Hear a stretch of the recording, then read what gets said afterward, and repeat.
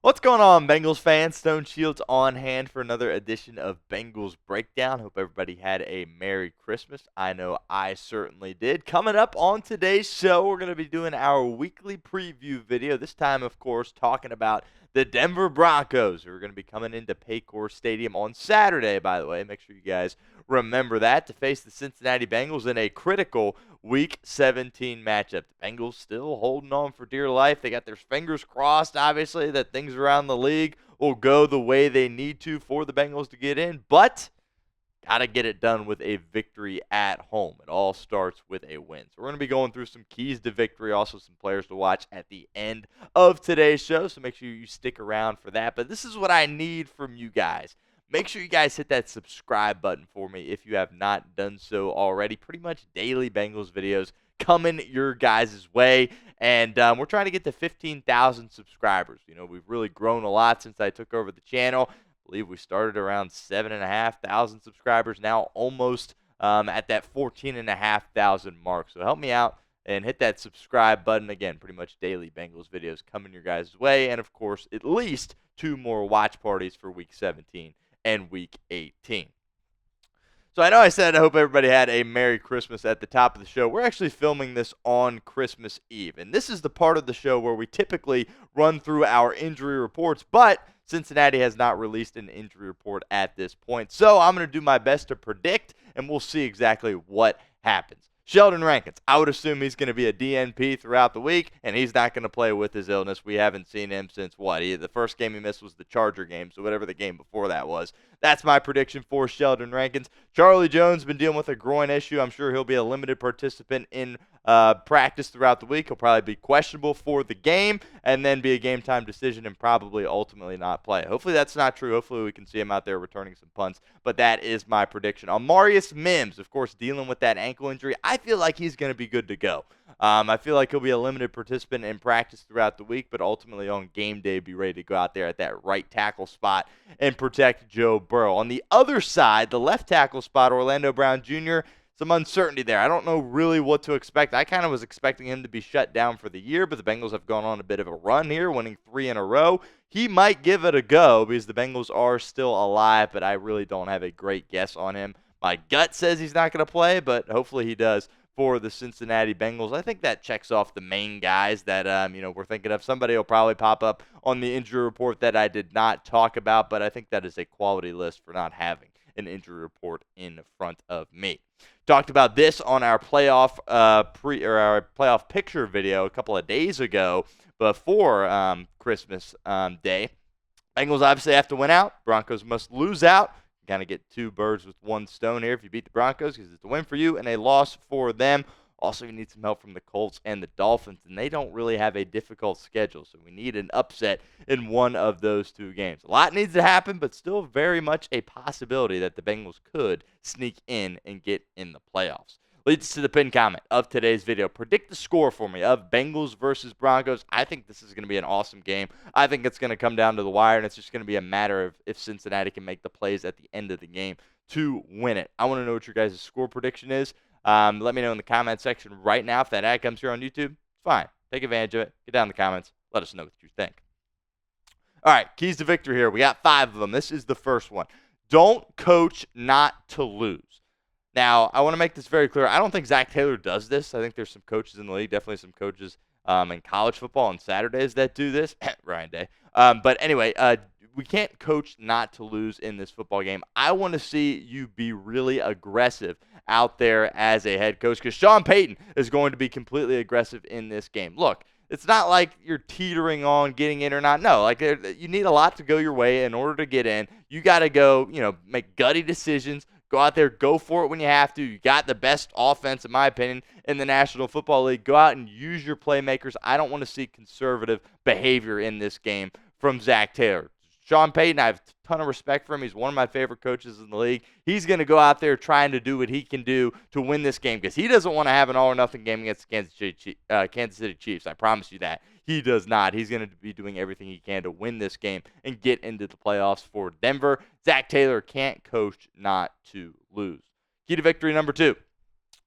I'm really looking forward to this matchup. Jamar Chase, in my opinion, best wide receiver in the National Football League. Patrick Surtain II, in my opinion, best corner in the National Football League. Get your popcorn ready because this is going to be must-see TV between these two guys. We saw them square off in college. That was awesome. Now we get it again here at the professional level after they have been in the league for some time. Jamar Chase, of course, on his quest for the Triple Crown at this point.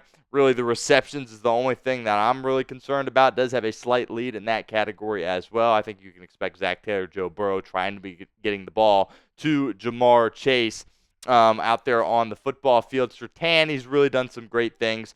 Obviously, as a corner, he is a lockdown guy, and really have a lot of respect for the things that he has been able to do throughout his career with the Denver Broncos. And Look at these stats. I mean, this is absolutely unbelievable. You don't go PS2's way because it really isn't going to result in positive things for your offense. But I think Cincinnati is good enough to test him, and they're going to have to test him because they can't afford for Jamar Chase to be locked down in this game. He has to go out there and really be a massive contributor for the Cincinnati Bengals team if they are going to win. I cannot wait to watch these two go at it. Whoever wins between these two, I think their team is going to win the football game. We'll continue with our keys to victory here in a moment, but first, I want to give a shout-out to our friends over at Prize Picks. Prize Picks is the best place to get real money sports action. With over 10 million members and billions of dollars of awarded winnings, Prize Picks has made daily fantasy sports accessible to all. You just pick more or less on at least 2 players for a shot to win up to 1,000 times your cash. Run your game all season long on Prize Picks.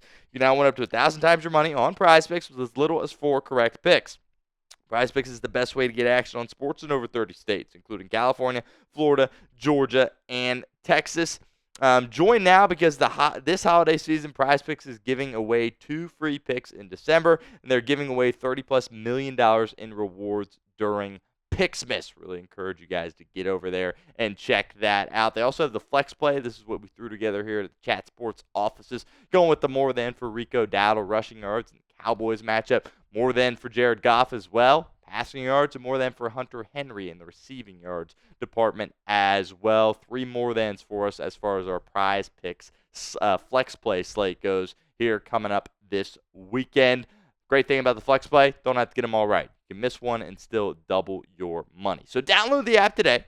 Use code CLNS. Get $50 instantly after you play your first $5 lineup. Again, download the app. Use code CLNS. Get $50 instantly after you play your first $5 lineup. It's Prize Picks. Run your game. Next up, key to victory number 3. Get Bo Nix off schedule. It's going to be really critical in this game for the Cincinnati Bengals.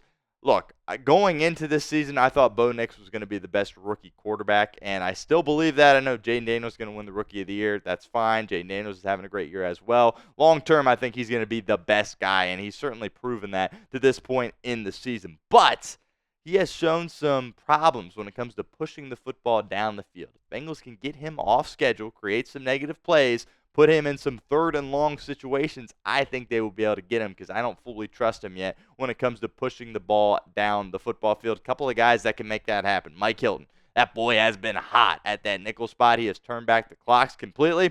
We'll see if he's able to keep, applying that pressure when he comes screaming off the edge on those nickel blitzes and create some TFLs. That would be massive in this game for Cincinnati if he is able to do that again against Bo Nix. Because when Bo Nix has time, he's playing in rhythm. He's, taking his checkdowns. He is a really good quarterback. Sean Payton, of course, great play caller. Bengals can get him in some long yardage situations. That would be great. Also, got to get some pressure on him, something the Bengals were able to do against Cleveland last week, which is really a miracle, essentially, because they haven't been able to do it all season long. Chris Jenkins Jr. and McKinley Jackson had arguably the best games of their career.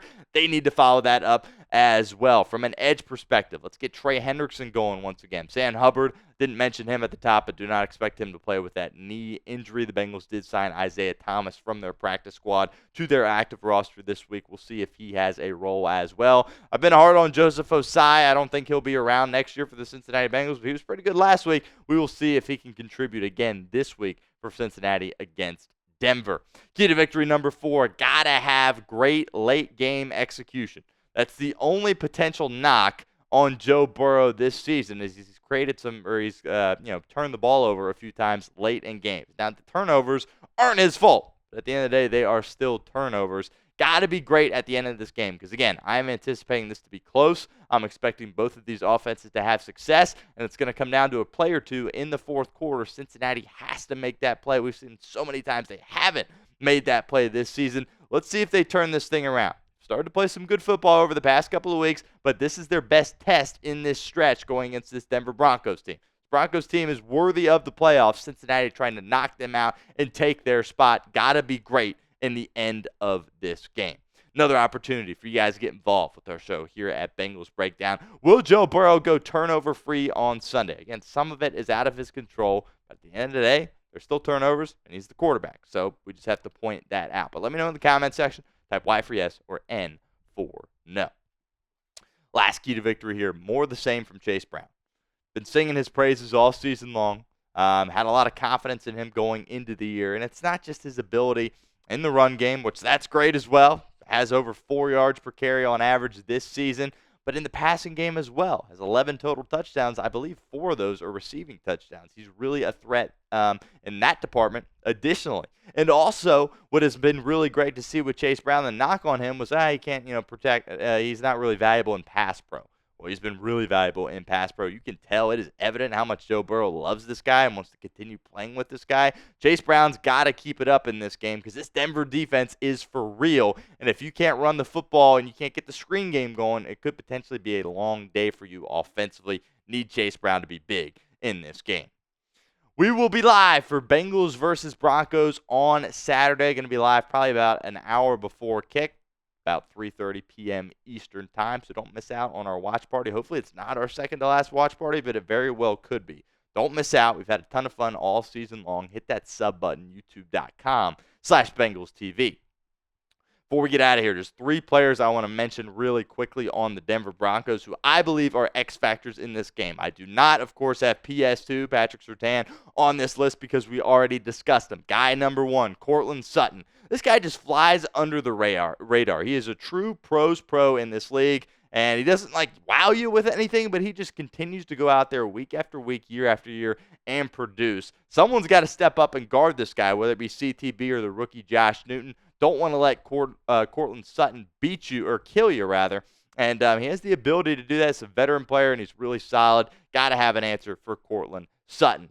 Nik Bonitto at that linebacker position for the Denver Broncos. This cat is having an unbelievable season. Was a second-round pick in 2022. Played his collegiate ball at Oklahoma, and he just flies around, makes a ton of plays. He really has developed really nicely for this Denver Broncos defense. Vance Joseph and company over the past couple of years. Was a backup, saw his role increase, eventually took over, I believe, for Randy Gregory at one point in 2023, and in 2024 he has just absolutely taken off. This is a guy that's going to make a ton of tackles and fly around on the football field. Keep an eye on Nik Bonitto at that linebacker position for Denver.